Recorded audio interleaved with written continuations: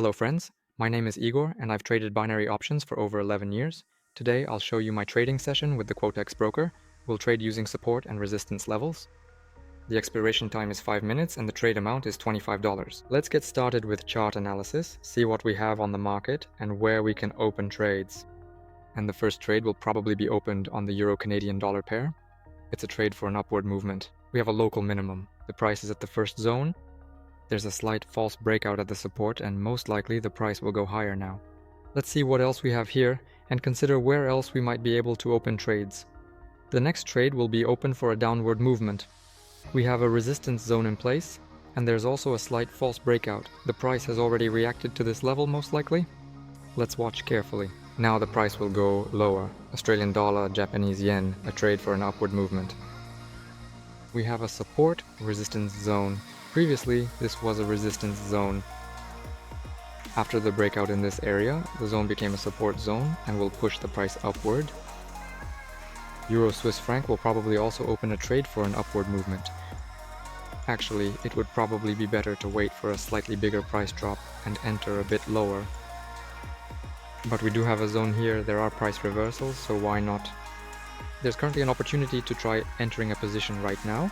We'll be prepared to open additional trades if the Australian dollar, when compared against the US dollar, drops even lower than its current level. This is a trade for an anticipated upward move. There is a local minimum, followed by a slight breakout of this minimum, but that appears to be a false price movement. Most likely the price will go higher, which means that the support zone should be able to hold the price at its current level. 5 trades are open, but for now that's enough, and I don't see anything more interesting at the moment. Now for the British pound, I'll probably open a short position. Resistance zone, there's a chance the price will go down. Early support zone, after breaking through the resistance zone, we expect the price to fall. British pound. US dollar. Let's look at the higher time frames. Yes, here the price is, more precisely, it has already reversed from the local minimum, and now it's moving upward. We'll open a long position.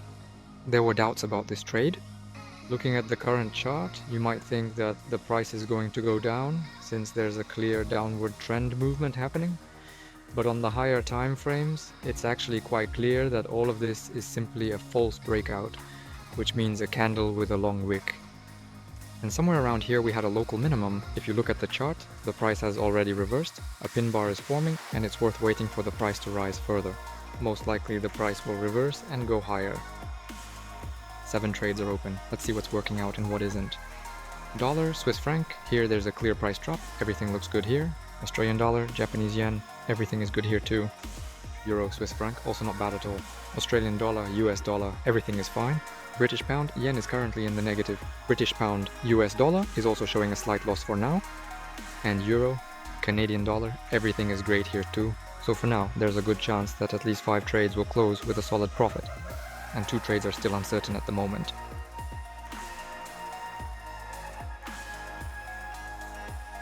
Five seconds until the first trade closes. Euro, Canadian dollar, a confident price movement in the right direction. Everything is just perfect here.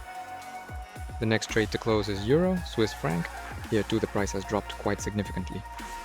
And even the current reversal most likely won't affect the result. 2 seconds, the trade is closing.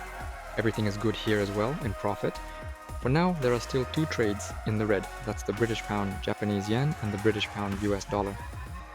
But everything else is still in profit. 5 seconds remain on the Australian dollar and Japanese yen. There was a confident entry point here too. The price has increased very sharply, in fact, and the forecast turned out to be very good. Euro, Swiss franc. The price also continues to rise. 10 seconds until closing. We entered, as you can see at the very bottom. There was practically just a small movement, a small price movement when the price was in the loss zone, but for almost the entire 5 minutes, the price was in profit. And another trade goes into the piggy bank. Australian dollar, US dollar, 10 seconds. Everything is good here too. We also entered at the very bottom. We caught a confident price movement, and it will be a win. Yes, that's right. The British pound, Japanese yen still hasn't reversed. The price tried to move into the profit zone, but then turned around. And apparently there won't be any wins here. Well, I'm ready to lose 2 trades. Of course, if they had ended up in profit, the result would have been better, but as it is, it's basically fine. Additional trades. I probably won't open anymore, I'll just wait. How will these particular trades close? There's another half a minute here, I'll speed up the video for you, and I'll come back to sum up the results. The last trade closes at a loss. Maybe I actually miscalculated the expiration time. The price dropped just a little bit here. The overall trend should be upward, but in the moment, of course, anything can happen. In this case, the price dropped. The trade closed at a loss. So we ended up with 5 trades in profit and 2 trades in loss. I think that's not such a bad result. We earned a little, covered all the losses, public forecasts, and of course we ended up in the black. That's all from me, friends. If you're interested in learning how I find entry points in the market, you'll find all the links to educational materials in the description of this video. Wishing everyone successful trading. Goodbye.